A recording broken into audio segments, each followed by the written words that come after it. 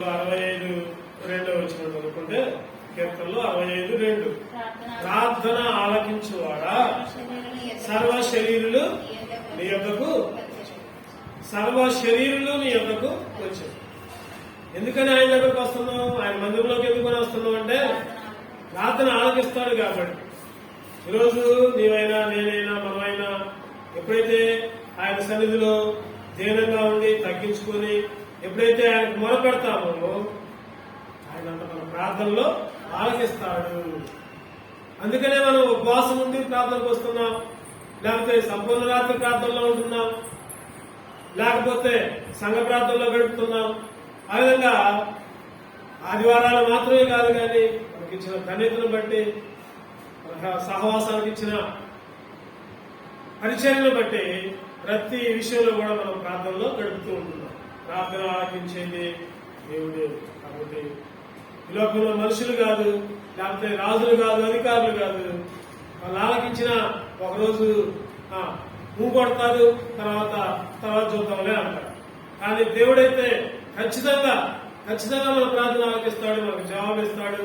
మనం అడగక ముందే అన్ని తీరుస్తా ఉంటాడు. అందుకనే ప్రతి విషయంలో కూడా జయాన్ని ఇస్తున్న దేవుని కథ 15:57 ఇందా చదువుకున్నాం. 15:57 అయినను మన ప్రభు అయిన యేసుక్రీస్తు మూలముగా మనకు జయం అనుగ్రహించుతున్న దేవునికి స్తోత్రము కలుగును గాక. జయమిస్తున్నాడు, విజయమిస్తున్నాడు. ఎందుకని అన్నిట్లో కష్టం నుంచి, శోధన నుంచి, సమస్యల నుంచి, ఇరుకుల నుంచి, ఇబ్బందుల నుంచి జయమిస్తున్నాడు ఈరోజు. అందుకనే పౌలు అంటాడు రోమీయులకు రాసుకుంటూ, క్రీస్తు ప్రేమ నుంచి నన్ను ఎడబాసేది ఏమున్నది? రోమీయులకు రాసిన పత్రిక 8:35 రోమీయులకు రాసిన పత్రిక 8:35 క్రీస్తు ప్రేమ నుండి మనలను ఎడబాపు వాడేవాడు శ్రమైనను, బాధైనను, హింసైనను, కరువైనను, వస్త్రహీనత అయినను, ఉపద్రవమైనను, ఖడ్గమైనను మనలను ఎడబాపునా. క్రీస్తు ప్రేమ నుంచి అన్ని ఎడబాపుతాయా? శ్రమ వచ్చిందనుకోండి, దేవుని మందిరానికి రాకుండా ఉంటారు. ఎవరన్నా ఎవరుంటారు? లోకంలో ఆశించే వాళ్ళు, లోకంలో జీవించే వాళ్ళు ఉంటారు. శ్రమ వస్తే రాదు. మరి నిజమైన విశ్వాసులు శ్రమ నుంచి, కష్టమైన, ఇంకేముందంట, బాధ అయినా, ఇక్కడ 7 రకాలు ఉన్నాయి. ఏమేమి చూడండి. 1వది శ్రమ, 2వది బాధ, 3వది హింస, 4వది కరువైన, 5వది వస్త్రహీనత అయిన, 6 ఉపద్రవమైన, 7 ఖడ్గమైన. ఇవన్నీ కూడా మనల్ని దేవుని మందిరం నుంచి దూరం చెయ్యం. క్రీస్తు ప్రేమ నుంచి ఏదొచ్చినా సరే, కష్టమైన, నష్టమైన, శ్రమైన, బాధ అయినా, హింస అయినా, ఆయన ప్రేమ నుంచి మనల్ని ఎడబాపు ఆయన్ని మన నుంచి దూరం చేయలేదైనా సరే. ఈరోజు కొన్ని పరిస్థితుల్లో కొంతమంది ఆయన్ని యేసుక్రీస్తు నుంచి దూరం చేయాలని ప్రయత్నం చేస్తూ ఉంటారు. సైతాను రకరకాల శోధనలతో, విశ్వాసంలోనే, లేకపోతే అన్యం నుంచో, లేకపోతే ఇంట్లో నుంచో, కుటుంబం నుంచో, లేకపోతే పొరుగు వాళ్ళ నుంచో, బంధువుల నుంచో, సహోదరుల నుంచో ఇబ్బందులు, కష్టాలు, ఇరుకులు, శోధనలు ఎన్నో తీసుకుని వస్తూ ఉంటుంది. సైతాను ఎన్నో తీసుకుని వస్తూ ఉంటుంది. వాటిని బట్టి దేవుని మందిరానికి దూరంగా ఉంటున్నారు ఈరోజు చాలా మంది. దేవుని దగ్గర నమ్మకంగా ఉండలేకపోతున్నారు, నిజాయితీగా ఉండలేకపోతున్నారు, దేవునిలో కొనసాగలేకపోతున్నారు. ఎందుకంటే 7 రకాల వాటి నుంచి, క్రీస్తు ప్రేమ నుంచి దూరం అవుతున్నారు. పౌలు అంటున్నాడు రోమీయులకు రాసుకుంటూ, ఇవన్నీ కూడా నన్ను ఈరోజు కుటుంబమైన, భార్య అయినా, భర్త అయినా, పిల్లలైనా, లేకపోతే ఇంకా బంధువులైనా, లోకమైనా సరే, ఏదైనా కూడా క్రీస్తు ప్రేమ నుంచి ఎడబాపదు. ఈరోజు నిజంగా దేవుని ప్రేమలో ఉంటే అవన్నీ తుచ్చమైనవి, అవన్నీ పనికిరావి, వాటిని పట్టించుకో, అన్నిటి మీద జయిస్తా ఉంటాం. ఎందుకంటే ఇందాక చదువుకున్నాం, మనం ఏంటో చదువుకున్నాం 15:57 అయినను మన ప్రభు అయిన యేసుక్రీస్తు మూలముగా మనకు జయము అనుగ్రహించుతున్న దేవునికి అన్నింటిలో, అయినా గాని, కష్టం వచ్చింది అయినా గాని, శ్రమ వచ్చింది అయినా గాని, ఇబ్బంది వచ్చింది అయినా గాని, హింసే వచ్చింది. అయినా కానీ ఏది వచ్చినా సరే, కుటుంబంలో నుంచి శ్రమ వచ్చినా, భార్య నుంచైనా, భర్త నుంచైనా, పిల్లల నుంచైనా, తల్లిదండ్రుల నుంచైనా, అత్తమామల నుంచైనా, ఎటువంటి శ్రమ వచ్చినా కూడా అయినా కానీ దేవుని ప్రేమ నుంచి ఎడబాపిద్దా? నిజంగా అలా ఎడబాపితే క్రైస్తవులు కాదు, విశ్వాసులు కాదు. అందుకనే పౌలు అంటా ఉంటున్నాడు, మనం పోరాడేదంతా మనం పోరాడే ఎవరితో కనబడే శరీరాలతో కాదు, మనుషులతో కాదు, శరీరంతో కాదంట. ఎవరితో మరి? ఎఫెసీ 6:12 ఎఫెసీ 6:12 ఏలైనగా మనము పోరాడునది శరీరంతో కాదు గాని ప్రధానులతోనూ అధికారులతోనూ ప్రస్తుత అంధకార సంబంధులకు లోకనాథులతోనూ ఆకాశ మండలమందున్న దురాత్మల సమూహముతోనూ పోరాడుతున్నాం. ఎవరితో పోరాడేది? మనం మనుషులతో కాదు. మనం అనుకుంటాం కదా, పలానోళ్ళు నాకు పగ, పలానోళ్ళు ఎట్లా చేస్తున్నారు, పలానాయన ఎట్లా చేస్తున్నాడు. వాళ్ళతో కాదు మనం పోరాడేది, వాళ్ళతో కాదు. వాళ్ళల్లో ఉన్న దురాత్మ సమూహం ఉంది, సైతాన్ సమూహం వాళ్ళలో ఉంది. వాళ్ళతో, ఆ దురాత్మ సంబంధమైన సమూహాలతో పోరాడుతున్నాం. శరీరంతో కాదు కానీ ప్రధానులతో, అధికారులతో, ప్రస్తుత అంధకార సంబంధులకు లోకనాథులతోనూ ఆకాశమందున్న ఆత్మ సమూహంతో. మరి వీటి మీద పోరాడి గెలవాలంటే ఏం చేయాలి? ఏం చేయాలి? పోరాడి గెలవాలంటే కత్తి పట్టుకోవాలా? లేకపోతే యుద్ధం చేయాలా? లేకపోతే బలగాన్ని వేసుకుని రావాలా? లేకపోతే మన ఇంటి పేరు ఉన్న వాళ్ళందరినీ తీసుకుని రావాలా? మన గ్రామం వాళ్ళని తీసుకుని రావాలా? ఏం చేయాలి? ఏం చేయాలంటే ప్రార్థన ద్వారానే సమస్తము. ఒకసారి దయ్యం పట్టిన ఆయన తీసుకొని వచ్చారు ఆ శిష్యుల దగ్గర. తీసుకొని వస్తే శిష్యులు బాగు చేయలేకపోయారు.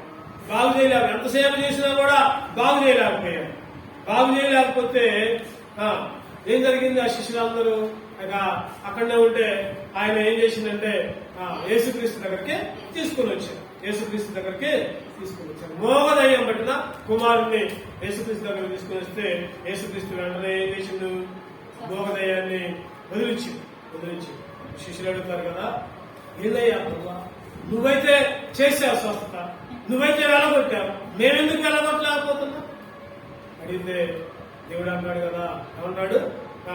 ప్రార్థన వలనే గాని మరి దేని వలన ఈ విధముగా వదిలిపోట అసాధ్యము. ఈ విధమైంది లేకపోతే ఈ దయ్యం, ఈ చెడు తలంపు, ఈ చెడు ఆలోచన, లేకపోతే ఈ శ్రమ, ఈ బాధ, లేకపోతే ఈ కష్టం, ఈ సమస్య, ఈ శోధన దేని వల్ల పోతే? ప్రార్థన వలనే. మార్క్స్ వార్త 9:29 ఆ పైనుంచి చదువుకుంటూ వస్తే ఈ బాగా ఉంటుంది. మోగదయ్యం పట్టిన వాడిని తీసుకుని వస్తే 9:29 అందుకు ఆయన ప్రార్థన వలనే గాని మరి దేని వలనైనను ఈ విధమైన వదిలిపోవుట ప్రార్థన వలన. కింద చూడండి, కింద ఏముంది? ప్రార్థన వలన. ఉపవాసం వలనే. దేని వల్ల పోతాయంట? ఉపవాసం ఉండాలి. ఉన్నామా మనం? వారానికి ఒకసారి లేకపోతే నెలకు ఒకసారి ఉపవాస ప్రార్థన పేరే గాని ఉపవాస ప్రార్థనకు రాలేకపోతున్నాం. పేరైతే సంఘపక్షాన సంఘ కూడికలో కూడుకుంటున్నాం.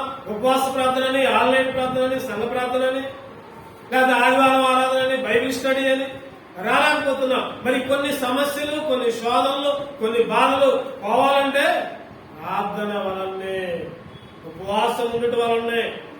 ఉపవాసం ఉండలేకపోతున్నాం చాలా మంది. ఉపవాసం ఉండటం వల్ల డాక్టర్లు అంటారు కదా ఉపవాసం ఉండాలి, ఒక్కరోజైనా ఉపవాసం ఉండాలి అంటారు. ఎందుకనంటే ఉపవాసం ఉంటే ఏం జరిగిందంటే కడుపులో ఉన్న పేగుల్లో ఉన్నది మొత్తం పోద్దాం. పేగులు ఎంటీగా ఉంటాయి, ఖాళీగా ఉండటం వల్ల ఏం జరిగిందంటే మళ్ళీ ఫ్రెష్ గా తయారైతాయండి జీర్ణక్రియ వ్యవస్థలో. కనీసం వారానికి ఒకసారన్నా, నెలకు ఒకసారన్నా ఉపవాసం ఉండాలి అని చెబుతా ఉంటారు డాక్టర్. మరి ఉపవాసం ఉండటం మంచిదే. దేనికోసం ఉపవాసం ఉంటున్నాం? ఈరోజు చిన్నపిల్లలు ఏం చేస్తారంటే, ఒకసారి చిన్నపిల్లలు అయితే యవనస్తులు, కాలేజీ చదివే వాళ్ళు కూడా ఏదైనా తెమ్మన్నది లేకపోతే, లేకపోతే వాళ్ళకి ఇష్టమైంది చేయకపోతే ఏం చేస్తారంటే అన్నం మీద అలుగుతా ఉంటాం. మేము అన్నం తినం పో అంటాం. ఆ తల్లిదండ్రులు ఎంతో బతులాడతారు. వాళ్ళు ఎంతో బతులాడి తినమ్మా తినయ్యా తినయ్యా తినమ్మా అని బతిలాడి వాళ్ళకి పెడతా ఉంటాం. ఈరోజు అన్నం తినకుండా అడిగితే ఉపవాసం కాదది, దేవుని కోసం. కొంతమంది అంటారు ఉపవాసం ఉంటాం అంటారు, యాపిల్ కాయలు, బనానాస్, లేకపోతే పాలు, లేకపోతే బ్రెడ్ అన్ని తీసుకుంటారు. అన్నం తప్ప అన్ని తింటారు.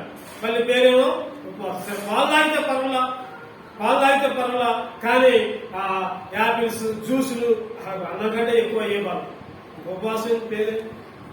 ఈరోజు చాలా మంది కూడా పేరుకైతే ఉపవాసం అని చెప్తూ ఉంటారు కానీ ఉపవాసం ఉండలేకపోతున్నారు, ఖాళీగా ఉండలేకపోతున్నారు. ఇటువంటి సాధ్యమయ్యేది ఎప్పుడు సాధ్యమైతే దెయ్యాలు పోవాలన్నా, రోగదయ్యాలు పోవాలన్నా, శోధనలు పోవాలన్నా, సమస్యలు, ఇరుకులు, ఇబ్బందులు, కష్ట నష్టాలు అవన్నీ దూరం కావాలంటే ఉపవాసం ఉండడం వల్లనే. ఈరోజు మన కోసం మనం ఎప్పుడైనా ఉపవాసం ఉన్నామా? మన కుటుంబ సమస్యల కోసం మందిరంలోనే కాదు, సంఘపక్షాలే కాదు, కుటుంబంగా కూడా కొన్నిసార్లు ఉపవాసం ఉండి ప్రార్థన చేయాలి మన సమస్యల కోసం. అప్పుడే అవన్నీ వదిలిపోతాయి అన్నమాట. అందుకనే పౌలు అంటున్నాడు, ప్రార్థన క్రీస్తు ప్రేమ నుంచి నన్ను ఏది కూడా ఎడబాపదు. దేవుడు అంటున్నాడు, యేసుక్రీస్తు ప్రార్థన వలన అపొస్తలుల కార్యాలు 2:42 అంటూ ఉంటాడు, ప్రార్థన ఎందు ఎడతెగక సహవాసమందును రొట్టె విరుచుట ఎందును అపోస్తలుల బోధ ఎందును ప్రార్థన ఎందు ఎడతెగక ఉండడి. బోధలో ఉంటున్నాం, ఆదివారాలు ఉంటున్నాం కానీ ప్రార్థనలో ఉండలేకపోతున్నాం, సహవాసంలో ఉండలేకపోతున్నాం, రొట్టె విరుచుటలో ఉండలేకపోతున్నాం. ఈరోజు క్రైస్తవులకి సైతాను మత్తు తీసుకుని వస్తుంది. ఏం కాదులే పోకపోయినా. దేవుడంటే భయాన్ని లేకుండా చేస్తుంది. దేవుడంటే రాను భయం ఉండాల్సింది పోయి భయం ఉన్నట్ల లెక్కలేవుతాను. దేవుడన్నా, దేవుడి మందిరం అన్నా, విశ్వాసం అన్నా, సేవకులన్నా లెక్కలేనితనం అయిపోతుంది. ఈరోజు ప్రపంచ నలుమూలల సైతాను వలబట్టి లాగుతా ఉంటుంది. సైతాను గర్జించే సేవలో తిరుగుతా ఉంది. ఎవరిని మింగుదామా? ఎవరిని మింగింది సైతాను? ఎవరు మింగింది? అన్యులు కాదు మింగేది. ముందు సేవకులు మింగింది, తర్వాత విశ్వాసాలు మింగింది, బాప్తిసం తీసుకున్న వాళ్ళు మింగింది. సైతాన్ నోట్లో పడకుండా మనం జాగ్రత్తగా ఉండాలి. ఎందుకంటే మనం ఎన్నాళ్ళు చదువుకున్నాం, మరి అన్నింటిలో ఓడిపోతున్నాం. శ్రమ వస్తే ఓడిపోతున్నాం, బాధ వస్తే ఓడిపోతున్నాం, కష్టం వస్తే ఓడిపోతున్నాం. అందుకనే యేసుక్రీస్తు వలనే జయం, యేసుక్రీస్తు వలనే జయం పొందాలి మనం. అందుకని ఆయన అంటాడు యోహాను సువార్త 16:33లో, యోహాను సువార్త 16:33, నాయన మీకు సమాధానము కలుగునట్లు ఈ మాటలు మీతో చెప్పుచున్నాను, లోకములో మీకు శ్రమ కలుగును, అయినను ధైర్యం తెచ్చుకున్నాడు. లోకములో శ్రమ కలుగును, అయినను ధైర్యం తెచ్చుకున్నాడు. నేను లోకాన్ని జయించాడు ఆయన. లోకంలో శ్రమ ఉంటుంది. శ్రమలో ఆరిపోకూడదు, కష్టంలో వెనక్కి తిరగకూడదు, ఇబ్బందుల్లో వెనుదీయకూడదు. రాగట మీద చెయ్యి వేసి వెనుదిరుగువాడు శాపగ్రస్తుడు. ఈరోజు ఎటువంటి పరిస్థితులైనా జయం పొందాడు ఆయన. నీకు నాకు కూడా విజయాన్ని ఇవ్వాలని చూస్తున్నాడు. దేవుని బిడ్డలుగా మనం గెలవాలనే కోరుకుంటాడు ఆయన. ఎవరైనా యేసుక్రీస్తుని అంగీకరించి బాప్తిసం తీసుకుని ఓడిపోయి ఉంటే దేవుడికి ఇష్టమా? అస్సలు ఇష్టం ఉండదు. బాప్తిసం తీసుకుంటారు, ప్రార్థన రాకుండా ఇంటి దగ్గరకు ఉంటే ఇష్టం ఉంటుందా దేవునికి? అస్సలు ఇష్టం ఉండదు. అయ్యో నా బిడ్డ అందరి ముందు ఒప్పుకొని బాప్తిసం తీసుకొని ప్రార్థనకు రావట్లేదు, చిన్న వాటికి ఏదో కారణాలు చెప్పి, ఏదో సాకులు చెప్పి నా మందిరానికి దూరంగా అవుతుంది, విజయం పొందలేకపోతుంది, ఓడిపోతుంది సమస్యల వల్ల ఎంతో బాధపడతాను. ఈరోజు నీకు నాకు జయాన్ని ఇస్తున్నాడు ఆయన. ఆయన జయం పొందాడు. ధైర్యం తెచ్చుకోండి, మీరు కూడా జయం పొందుతారంటున్నారు. ఉపవాసం ఉండి ఆయనకి ప్రార్థన చేయాలి. ఎక్కడెక్కడ ఓడిపోతున్నాం, ఎక్కడెక్కడ మనం వెనుదిరిగిపోతున్నాం, ఎక్కడెక్కడ ఏ శ్రమంలో, ఏ ఇబ్బందుల్లో మనం ఇంకా లోకంలోనే ఉంటున్నాం, ఇంకా ఎక్కడ ఓడిపోతున్నాం. ఈరోజు చాలా మంది విశ్వాసులు ఓడిపోతున్నారు. అనుభవం ఉన్న వాళ్ళే 10 సంవత్సరాలు, 20 సంవత్సరాలు, 30 సంవత్సరాలు అనుభవం ఉన్న వాళ్ళే ఓడిపోయి చిన్న చిన్న వాటికే మనసు కష్టం చేసుకొని లోపల ఉన్న బాధని ఇంకా ఎక్కువ చేసుకుంటున్నారు. కానీ దేవుడి దగ్గర నిజాయితీగా ఉండలేకపోతున్నారు, విజయం పొందలేకపోతున్నారు, ఓడిపోతున్నారు. దేవుడు మనల్ని గెలవాలనే చూస్తున్నాడు, జయం పొందాలనే ఆయన లోపంలోకి వచ్చి ప్రాణం పెట్టాడు. సమస్యల్లో, ఇబ్బందుల్లో, కుటుంబ విషయాల్లో, లేకపోతే ఆరోగ్య విషయాల్లో నష్టం రావాలని ఆయన కోరుకోడెప్పుడు. మరి ఈరోజు నష్టం వస్తుంది ఎందుకు? ఎందుకంటే కొన్ని విషయాలు మనం ధ్యానం చేసుకోం. అటువంటి ఏమంటే మనం సరి చేసుకున్నాం. 5 విషయాలు క్లుప్తంగా 1 నిమిషాల్లో ముగించుకున్నాం. రండి, మొదటిగా ఎందుకు జయం పొందలేకపోతున్నాం? మొదటిగా 1 యోహాను 5:4. 1 యోహాను 5:4. దేవుని మూలముగా పుట్టిన వారందరూ లోకమును జయించుదురు. చాలు. దేవుని మూలముగా పుట్టిన వారందరూ లోకమును ఎవరు జయిస్తారంట? ఎవరు జయిస్తారు చెప్పండి? లోకాన్ని జయించాలంటే ఏం కావాలి? దేవుని మూలంగా పుట్టాలి. దేవుని మూలంగా పుట్టాలి. దేవుని మూలంగా పుట్టడం అంటే బాప్తిస్మ అనుభవం. కొంతమంది దేవుని మూలంగా పుట్టినా కూడా మరలా పాత జీవితమే, మరలా పాత ఆలోచనలే, నూతన స్వభావం లేదు, నూతన ఆలోచన లేదు, నూతన మారు మనసు లేదు, ఇంకా పాత జీవితమే. బాప్తిస్మం తీసుకుంటాం పేరుకే, విశ్వాసంగా చలామణి అయ్యటం పేరుకే ఇంకా ఓడిపోతా ఉంటున్నాం, జయం ఉన్నట్లా. కారణం ఏంటంటే సైతాను మూలంగా పుట్టారు, లేకపోతే లోకం కోసమో ఎవరి కోసమో బాప్తిస్మం తీసుకుంటేనే లోకంలో ఉంటారు. ఇంకా ఓడిపోతా ఉంటుంటే దేవుడు అంటున్నాడు, నిజంగా దేవుడి మూలంగా పుడితే నీకు జయం వచ్చింది. ఒకసారి యెహోషువ అన్ని పెద్ద వాటి మీద అన్నిటి మీద గెలిచాడు. ఎరుగో మీద, లేకపోతే అంతకు ముందున్న ప్రదేశాల మీద, యోర్దాను నది దగ్గర అన్ని విషయాల్లో గెలుచుకుంటా ముందుకు సాగిపోయాడు. ఒక దగ్గర మాత్రం ఓడిపోయాడు. అక్కడ హాయి పట్టణం దగ్గర ఓడిపోయాడు. చిన్న పట్టణం. కారణం ఏంటి? శపితమైన దాన్ని ఒక ఆయన ముట్టుకున్నాడు. ఎవరైనా ఆకాలు అనుకోవచ్చు. ఆకాలు ప్లేస్ లో నువ్వు నేనుంటే మనం కూడా అనుకుంటాం, నేను చేసిందే రైట్, నేను చేసిందే ఎట్లా జరిగింది, నేనే కరెక్ట్, వాళ్ళే తప్పు. మనమైతే అనుకునేవాళ్ళు. ఆకాలు కూడా అనుకుని ఉండొచ్చు. ఏమైంది? ఆయన మీద మేము యుద్ధం చేసినాం, పోరాడు, గెలిచిను, అది మొత్తం మాదేగా, దాంట్లో కొంత తీసుకుంటే తప్పేంటి అనుకోవచ్చు ఆకాలు. నిజంగా వాస్తవానికి తప్పులేదు. గెలిచారు, సాధించారు, వాటిలో పట్టుకున్నాడు. శారీరకంగా లోకంగా ఆలోచిస్తే తప్పులేదు. కానీ దేవుడే ఉన్నాడు ముందే శపితమైన ప్రాంతం, దాంట్లో నుంచి ఏది కూడా ముట్టుకోవద్దు, ఏది తీసుకోవద్దు.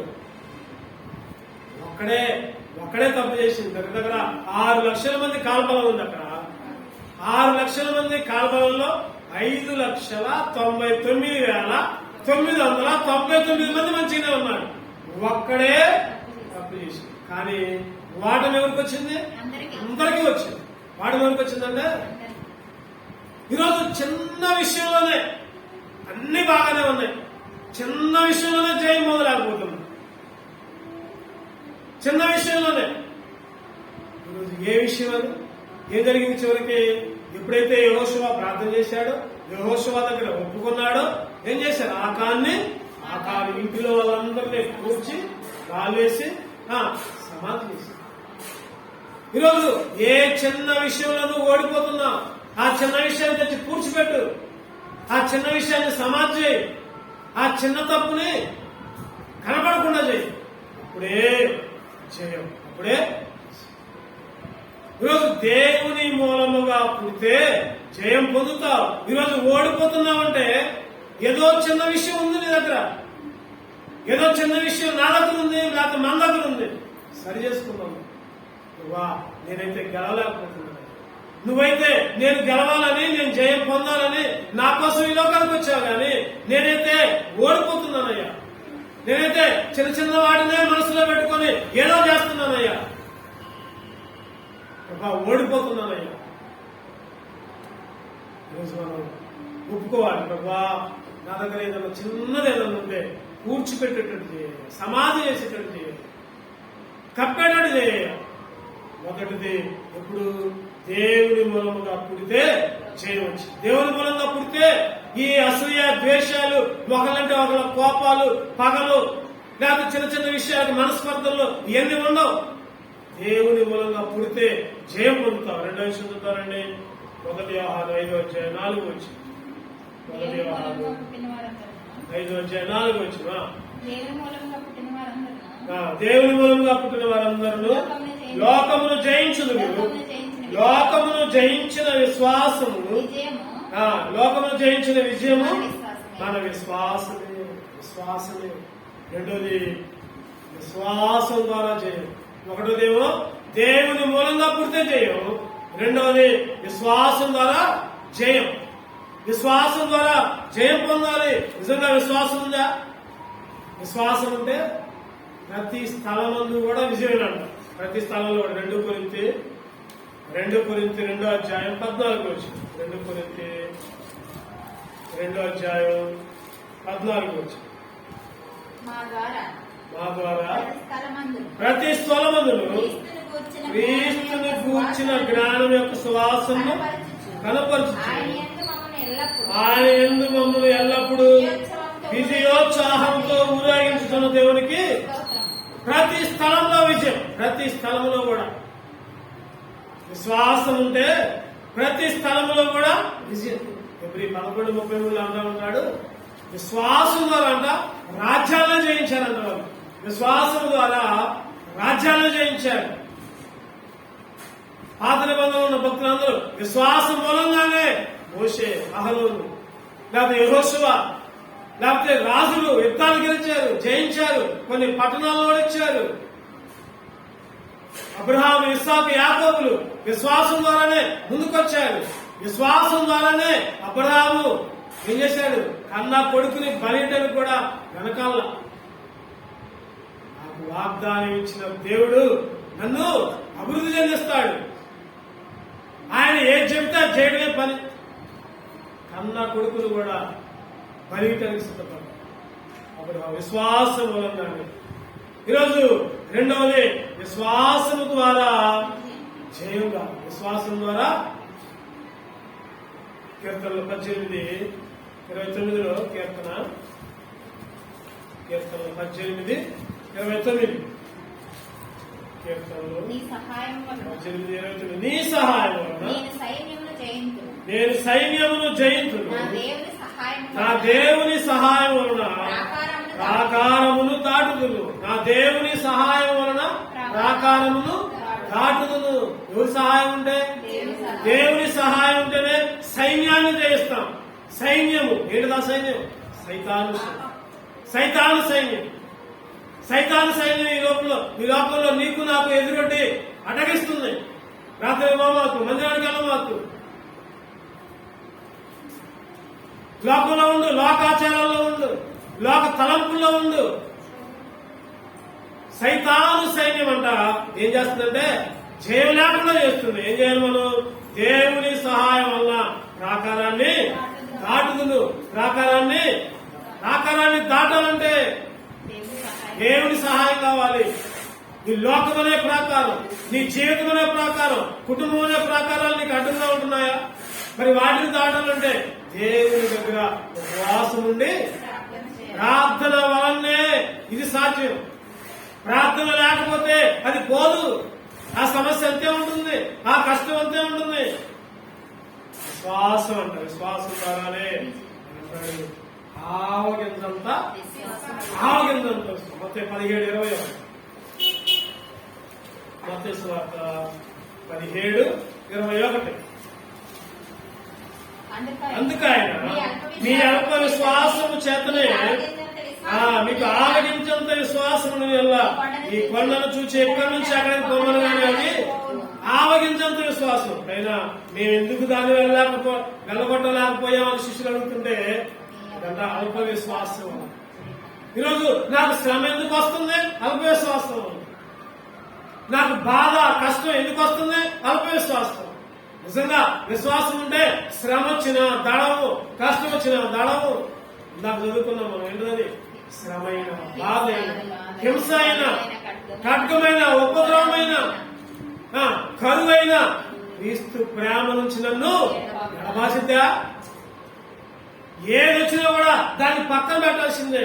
ఈ రోజులు ఎట్లా ఉంటున్నారంటే శ్రమ వస్తే దాన్ని గొప్ప చేస్తున్నారు, కష్టం వస్తే అది పెద్ద వామ్మో పెద్ద శ్రమ వచ్చింది, నాకు పెద్ద శోధన వచ్చింది. దేవుడు పెద్ద దేవుడిని పక్కన పెట్టి కూడా దేవుడిని చిన్నగా చూస్తున్నా, శ్రమలేమో గొప్ప చేస్తాం.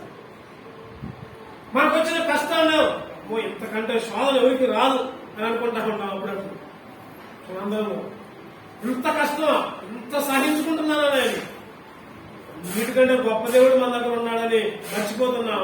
వాటిని పైకి చేస్తున్నాం, వాటిని హైలైట్ చేస్తున్నాం. దేవుని ముందు ఏదైనా సరే బలిసంతే. దేవుని గొప్పదే. అందుకని అన్నాడు విశ్వాసం ఉంటే ఆవగించ చూశారు ఎప్పుడన్నా? ఆవగించ చూశారు ఎప్పుడన్నా? చూశారు అక్క? అంత చిన్నగా ఉంటుంది, కనపడిద్దా? కనపడడం కూడా కనపడదు. చిన్న అంత విశ్వాసం ఉంటే చాలా. నిజంగా మనకి ఆవగించంత విశ్వాసం కూడా లేదు. అందుకనే ఓడిపోతున్నాం, అందుకనే సమస్యల్లో కూరుకొని పోతున్నాం, అందుకనే సమస్యల్లో గొప్ప చేస్తున్నాం, మందిరాన్ని దూరం చేస్తున్నాం. కొంతమంది ఎన్ని బాధలున్నా, ఎన్ని సమస్యలున్నా, ఎన్ని శ్రమలున్నా మందిరం కంటే ఏది నాకు గొప్పది కాదు అని మందిరంలో అడిగి పెడతా ఉంటారు, ప్రార్థన చేసుకుంటా ఉంటారు. ప్రార్థన చేసుకున్నంత మాత్రాన సమస్యలు లేవని కాదు, ఉన్నాయి, పెద్ద పెద్ద సమస్యలే ఉన్నాయి. అయినా కానీ ఆ సమస్యలు చిన్నవిగా చేస్తున్నారు, దేవుని ఎక్కువగా చేస్తున్నారు. ఈరోజు చాలా మంది సమస్యలు పెద్దగా చేసి నాకు అది ఉంది, ఇది ఉంది, అందుకనే మందిరానికి రావట్లేదు, అందుకనే ఆరాధనకు రావట్లేదు, రకరకాల సమాధానాలు వస్తున్నాయి.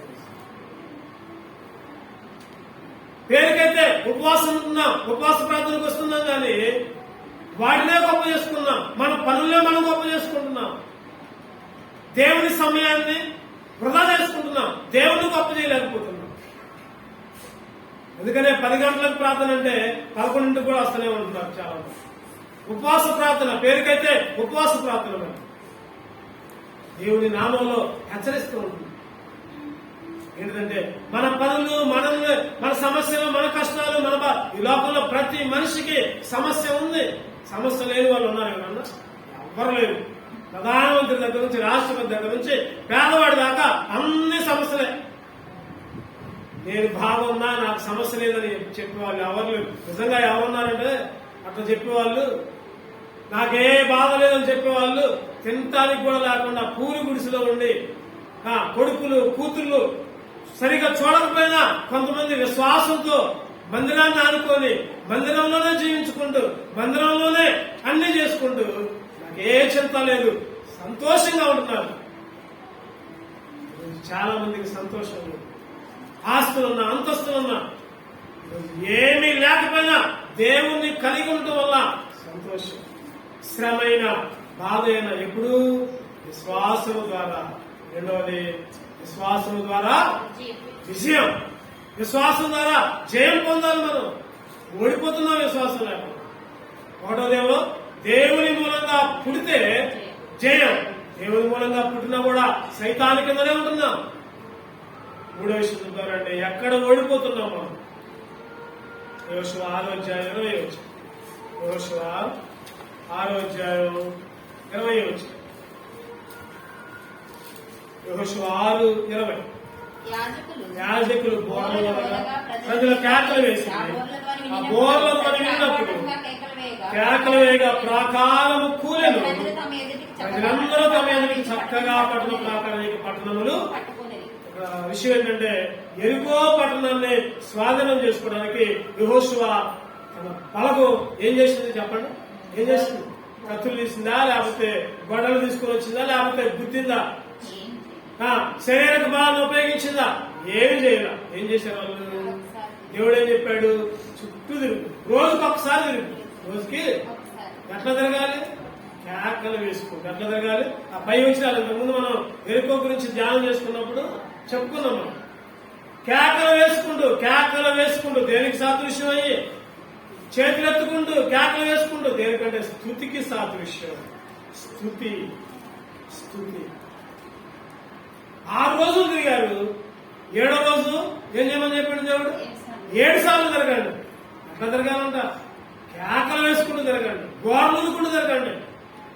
నిజంగా ఒక 10 మంది చుట్టూ తిరిగారు అనుకోండి, మందిరం చుట్టే అనుకుందాం మనం. ఉదాహరణ ఎట్లా ఉంటుంది మనం మందిరంలో ఉన్నాం. అదే పెద్ద కలుసుకుంటూ తిరిగితే కేకలు వేసుకుంటూ సండే స్కూల్లో అక్కడ ఒక పాట పాడుతుంటేనే మనకు డిస్టర్బెన్స్ లాగా అనిపించింది. చిన్నగా బాగుంటుందో లేకపోతే లోపల పోతుందో ఏదో చెబుతాం. 6 లక్షల కాల్పలమే 6 లక్షలు అంటే మనం ఇంతకుముందు చెప్పుకున్నాం. మనం దగ్గర పిల్లలు, పెద్దలు, స్త్రీలు అంతా కలిపి 30 లక్షల దాకా. మరి అందరూ కేకలు వేసుకుంటూ తిరిగితే ఆ కేకలకే ఆ గోడ కూలిపోయాయి. 6 లక్షల మంది తిరిగితే ఆ భూమి కూడా కుంగిపోయి ఉండదు. 7 సార్లు తిరిగారు, ఒకసారి కాదు. కేకలు వేసుకుంటూ గోడలు దుక్కుంటూ.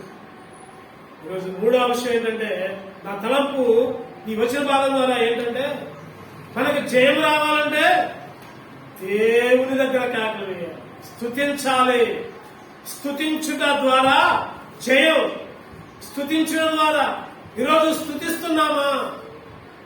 దేవుణ్ణి స్తుతిస్తున్నామా? అసలు దేవుని కొనియాడుతున్నామా?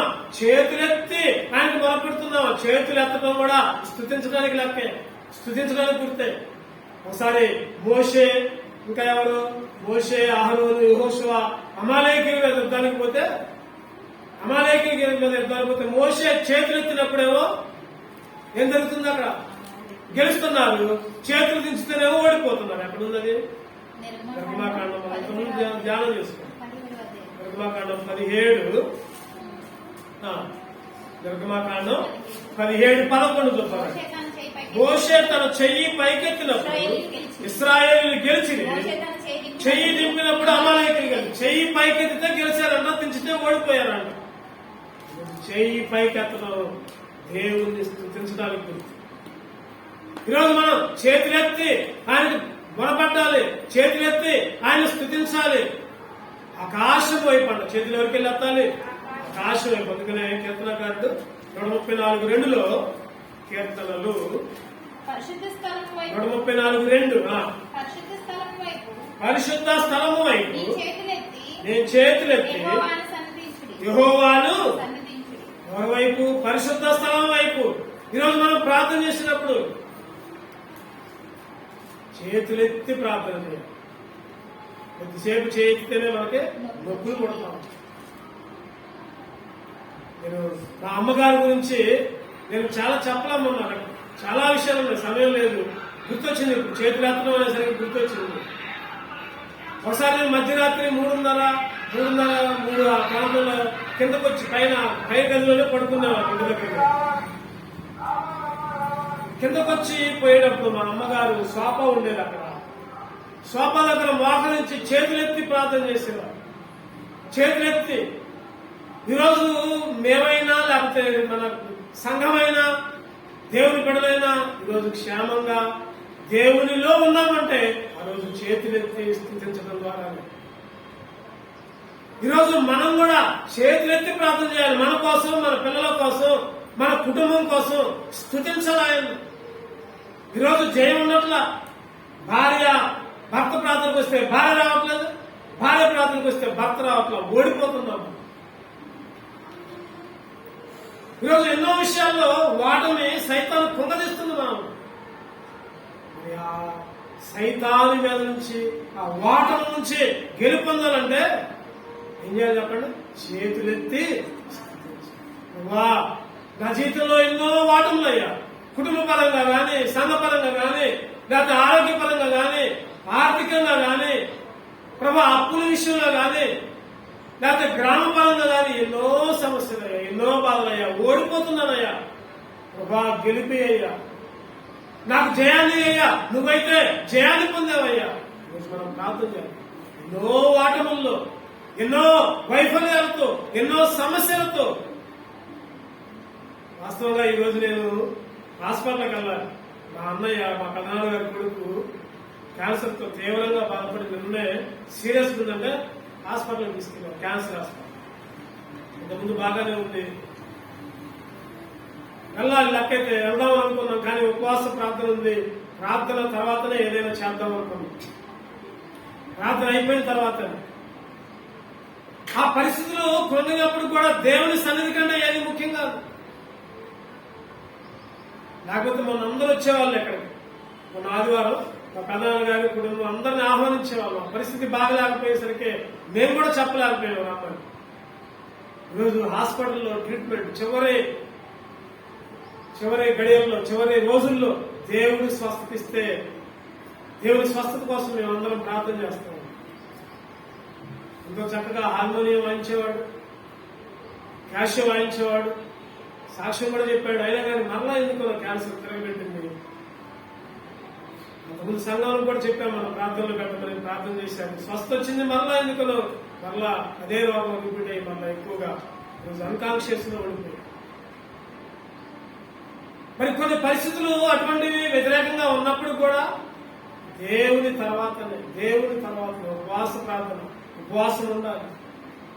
ఎందుకని అంటున్నాడు, ప్రార్థన వలనే సాక్ష్యం. ఏదైనా సరే ప్రార్థన వలనే. నేను అనుకున్నా అడిగిపోయి చూడటం కంటే ఎక్కడుండి ప్రార్థన, ఉపవాసం ఉండి సంఘంతో, సంఘబిడ్డలతో కలిసి ప్రార్థన చేయడం ఎంతో ఉత్తమం. తర్వాత పోవచ్చు అని అనుకున్నాను నేను. ఈరోజు దేవుని స్తుతించాలి. ప్రభా, కొన్నిసార్లు కొన్ని ఉంటాయి అన్నమాట, కొన్ని సమస్యలు వెంటనే ఉంటాయి, అవి వదిలిపెట్టి పోవు. అయినా కానీ స్తుతించాలి. ప్రభా, నాకు ఈ సమస్య ఉంచినందుకై, నాకు ఈ ముళ్ళు ఉంచినందుకై వందనాలయ్యా. నేనైతే నిన్ను స్తుతించడం మానయ్యా, నేనైతే నిన్ను మొక్కోవడం మానయ్యా, నేనైతే నీకు మొరపెట్టడం మానయ్యా. సమస్యలు ఉంటే ఉన్నాయి, అయ్యే వస్తాయి, అయ్యే పోతాయి. పోకపోయినా సరే నేనైతే నిన్ను శడ్రకు, మేషకు, అబేద్నెగోలు అదే అన్నారు. ఏమన్నారు? అగ్నిగుండంలో వేస్తే ఏమన్నారు చెప్పండి? రాజా, ఓ రాజువైన నెబుకద్నెజరు అంటా ఉన్నాడు. ఇగో ఈ అగ్నిగుండంలోంచి మా దేవుడు మమ్మల్ని రక్షిస్తాడు. రక్షించకపోయినా మేమైతే విగ్రహానికి. ఈరోజు సమస్యలు ఉన్నా సరే ప్రభా నిన్నైతే వదిలిపెట్టవాలి. కొంతమంది అడగొచ్చు, ఏమమ్మా, ఏందమ్మా నీకు ఈ బాధలో, ఎందుకమ్మా ప్రార్థనకి, నీకు ఈ సమస్య, నీ కుటుంబంలో ఇబ్బంది ఉందిగా, దేవుడు ఏమైనా తీర్చిందా ఇబ్బంది? దేవుడు ఏమైనా నీ పిల్లలకి ఉద్యోగాలు ఇచ్చిందా, లేకపోతే వివాహాలు ఇచ్చిందా, లేకపోతే నీ పిల్లలకి మంచి ఆరోగ్యాలు ఇచ్చిందా, లేకపోతే నీకు అన్ని శోధనలేకమ్మా. ఏం ప్రార్థనకు పోకపోతే మనం చెప్పాలి ఏంటంటే అవన్నీ చిన్నయే, అవన్నీ కూడా అవన్నీ ఈ లోకాన్ని, శరీరానికి సంబంధించినవి. ఎటువంటి సమస్య నేనైతే నా దేవుణ్ణి స్తుతించక మాను, స్తుతిస్తా నేను. మూడో విషయం, స్తుతించడం ద్వారా జయం పొందుతాం. 4 చూద్దామండి. 4వ విషయం, హోషియా 12వ అధ్యాయం 4వ వచనం. హోషియా 12:4. అతడు దోతతో పోరాడి జయమొందెను. కన్నీళ్లు విడిచి అతను బతిమారెను. బేతేలులో అతనికి ప్రత్యక్షమాయను. ఆయన అతనికి ప్రత్యక్షం. అతడు దోతతో పోరాడి, ఎవరి గురించి చెప్పండి ఈ మాట? ఎవరు దోతతో పోరాడి ఓడింది? ఎవరు చెప్పట్లా? దోతతో పోరాడిండు, రాత్రి మొత్తం పోరాడిండు. అక్కడనే ఒక దిండు చేసుకున్నాడు. గుర్తొచ్చిందా ఎప్పటికైనా? ఎవరు? నాకు ఎన్నిసార్లు అంటున్నా, మర్చిపోతున్నా. యాకోబు అంట ఏం చేశాడు చెప్పండి? దోతతో పోరాడి జయించిండు. కన్నీళ్లు విడిచిండు. మనం కూడా నిజంగా దోత గెలిచిద్దా, యాకోబు గెలుస్తుందా? ఒక ఆలోచిద్దాం ఒకసారి. దోత ఒకసారి అంట యుద్ధంలో 1,86,000 మందిని ఒక దోత హతం చేసిందాడు. మరి 1,86,000 మందిని హతం చేసిన దోత మీద యాకోబు గెలిచిండు. అంటే ఆత్మీయంగా గెలిచిండు, ఆత్మీయంగా పోరాడిండు. శారీరకంగా కాదు గెలిచిండు, ఆత్మీయంగా పోరాడిండు. కన్నీళ్లు విడిచిండు. గెలిచిన తర్వాత కన్నీళ్ళు వస్తాయి ఎవరికన్నా? ఇక్కడ యాకోబు ఇక్కడ గెలిచిండు, జయం పొందిండు ఏముంది అక్కడ? ఏముంది అక్కడ? జయం పొందిను, అతడు కన్నీరు విడిచి అతను కన్నీరు. ఈరోజు 4వ విషయం ఏంటంటే, మనకి జయం రావాలంటే పోరాడాలి, కన్నీరు విడవాలి. ఈరోజు మనం ఓడిపోతున్నామంటే పోరాడట్లా, ఈరోజు మనం ఓడిపోతున్నామంటే కన్నీళ్లు విడవట్లా. దేనికో కన్నీళ్లు విడుస్తున్నాం. ఎవరన్నా తిడితే కన్నీళ్లు విడుస్తున్నాం, ఎవరన్నా ఏదన్నా అంటే కన్నీళ్లు విడుస్తున్నాం, ఎవరన్నా ఏదన్నా అంటే పోరాడుతున్నాం. శారీరక సంబంధం మీద వాళ్ళు అట్లా చేశారు, ఇల్లు అట్లా చేశారు, వాళ్ళ మీద వీళ్ళ మీద నెపాలు వేసుకుంటున్నాం.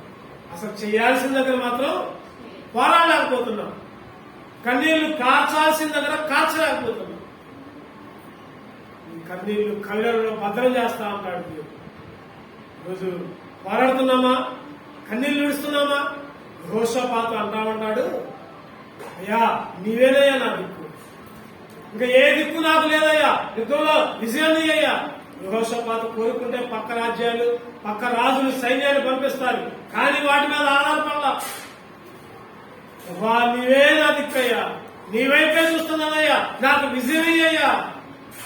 యెహోషాపాతు తర్వాత మొర్దెకై కన్నీళ్లు విడిచాడు, తన జాతి నశించిపోతుంది. ఎస్తేరు ఉపవాసం ఉండి కన్నీళ్లు విడిచింది.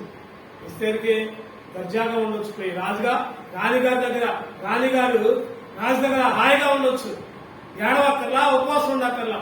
కానీ ఏం చేసింది? తన జనం కోసం కన్నీళ్లు విడిచి, తన జనులు యూదులు నశించిపోతే ఎంతో బాధైంది ఎస్తేరుకి. మీరు ఉపవాసం ఉండండి, నేను కూడా ఉపవాసం ఉంటా, ఏమన్నా కానీ రాజు దగ్గరికి పోవడానికి వీలు లేకపోయినా నేను రాజు దగ్గర పోయి అడుగుతా.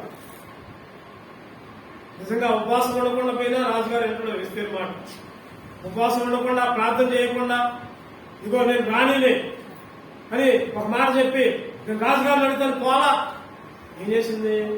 కన్నీళ్లు విడిచింది, ఉపవాసం ఉంది. ఈరోజు మన జీవితాల్లో కూడా ఎన్నో విషయాల్లో ఓడిపోతున్నప్పుడు ఉపవాసం ఉండాలి, కన్నీళ్లు విడవాలి.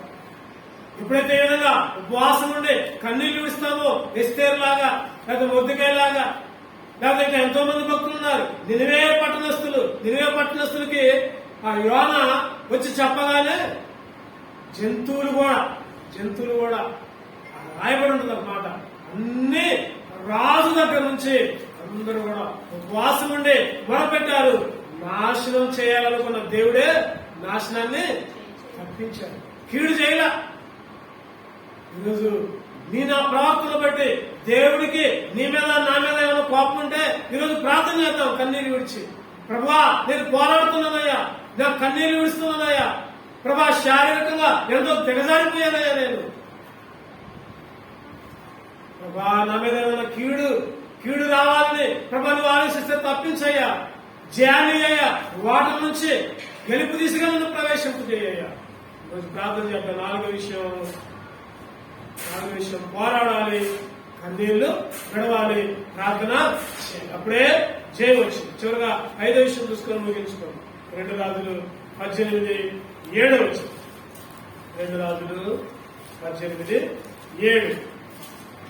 2 రాజులు 18:7. కావున యెహోవా అతనికి తోడుగా ఉండెను, తాను వెళ్ళిన చోటనెల్లా అతను జయము పొందెను. చాలు. ఎవరి గురించి రాయబడింది ఇక్కడ? హిజ్కియా గురించి రాయబడింది. ఎవరి గురించి రాయబడిందంటే హిజ్కియా గురించి. హిజ్కియా యెహోవా అతనికి తోడుగా ఉండెను, తాను వెళ్ళిన చోటల్లా. చివరిగా 5వ విషయం, దేవుడు తోడుగా ఉంటే జయం. దేవుడు తోడుగా ఉంటే విజయం. ఈరోజు మనం ఓడిపోతున్నాం. ఈరోజు మనకి సమస్యల సుడిగుండాల్లో, తుఫానుల్లో, వరదల్లో చిక్కుకుంటున్నాం. కారణం ఏంటంటే దేవుడు తోడుగా ఉండట్లేదు. దేవుడు తోడుగా ఉంటే విజయమే, జయమే. ఇసుకే ఆ పరిస్థితి చూస్తే యెహోవా తోడుగా ఉన్నాడు కాబట్టి అతడు వెళ్ళిన చోటల్లా, ఎక్కడికి వెళ్తే అక్కడ. మనం కూడా దేవుడు మనకు తోడుగా ఉంటే ఉద్యోగం దగ్గరకు పోతే ఉద్యోగం దగ్గర చేయమే, పొలం దగ్గరకు పోతే పొలం దగ్గర చేయమే, ఎక్కడికి పోయినా సరే విజయమే జయమే ఇస్తాడు. దేవుడు తోడుగా ఉన్నాడు. దావీదుకి దేవుడు తోడుగా ఉన్నాడు. గొల్యాతుని ఓడించాడు. దావీదు ఏమన్నాడు? అసలు దావీదుని లెక్కజేయాల. తండ్రి దగ్గర తండ్రి ఏం చేశాడు? గొల్లగారిగా పోయి అన్నాడు. అన్నయ్యనేమో సైన్యంలోకి పంపించింది, ఆర్మీలోకి. దావీదును గొర్రెలకు పంపించింది. లెక్కజేయాల. అటువంటి దావీదే దేవుడు తోడుగా ఉండడం వల్ల ఏమన్నాడు? దావీదు ఒక మాట అంటాడు, యుద్ధము యెహోవాదే, యుద్ధము యెహోవాదే. ఈ సున్నతి లేని ఫిలిష్తీయుడు ఎంత మాత్రం వాడు నా దగ్గర, దేవుని దగ్గర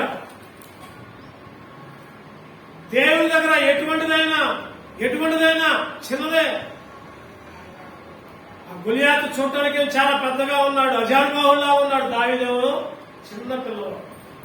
అయినా కానీ దావీదుకి జయించాడు. కారణం ఏంటంటే దేవుడు దావీదుకి తోడుగా ఉన్నాడు కాబట్టి. యోసేపుకు దేవుడు తోడుగా ఉన్నాడు. యోసేపు కూడా అన్ని విజయాలే. నిజంగా అందరూ అనుకున్నారు గుంట్లో వేసినప్పుడు కనీసం ఏందన్నా మీకోసం నేను అన్నం తెస్తే నన్ను గుంట్లో వేసారేందన్నా అని కూడా అడిగినట్టు బైబిల్లో రాయబల్ల, ఎదురు తిరిగినట్టు రాయబల్ల. నన్ను కొడతారేంటి, నేనేం తప్పు చేశాను అడగలా. బాబాడు పరాయి దేశం పోయాడు, పొతీఫర్ ఇంట్లో శోధనలు జయించాడు. ఎన్నో విషయాల్లో గెలుపుగా విజయంగా ముందుకు పోయాడు. ఎందుకని? యోసేపుకు దేవుడు.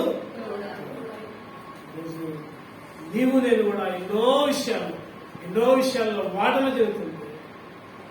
ఓడిపోయి లోక సమస్యలు, కుటుంబ సమస్యలు, పిల్లల సమస్యలతో ఇరుక్కొని శోధనలో జయం లేకుండా ఓడిపోతూ ఉంటుంటే ఈరోజు దేవుడు మనతోనే మాట్లాడుతూ ఉంటున్నాడు. దేవుని మూలముగా పుడితే నీకు జయం వచ్చింది. రెండవది విశ్వాసం ద్వారానే నీకు జయం వచ్చింది. మూడవది స్తుతించడం ద్వారానే నీకు జయం వచ్చింది. నాలుగవది పోరాడితేనే, ప్రార్థన చేస్తేనే, కన్నీళ్లు విడిస్తేనే నీకు జయం వచ్చింది. చివరగా దేవుడు తోడుగా ఉంటేనే ఈ ఐదు విషయాల్లో నువ్వెక్కడ తప్పిపోతున్నావో సరి చూసుకో. ఇవన్నీ ఒప్పుకొని ప్రార్థన చేయి. దేవుడు తోడుగా ఉంటాడు. ప్రతి చోట, ప్రతి స్థలమందు విజయోత్సాహంతో దేవుడు మనల్ని నడిపించును గాక. ఆమేన్. దేవుడి చిన్న మాటలు జీవించును గాక. అండి ఒక వచనం పాడుకొని ప్రార్థనలో ప్రవేశం.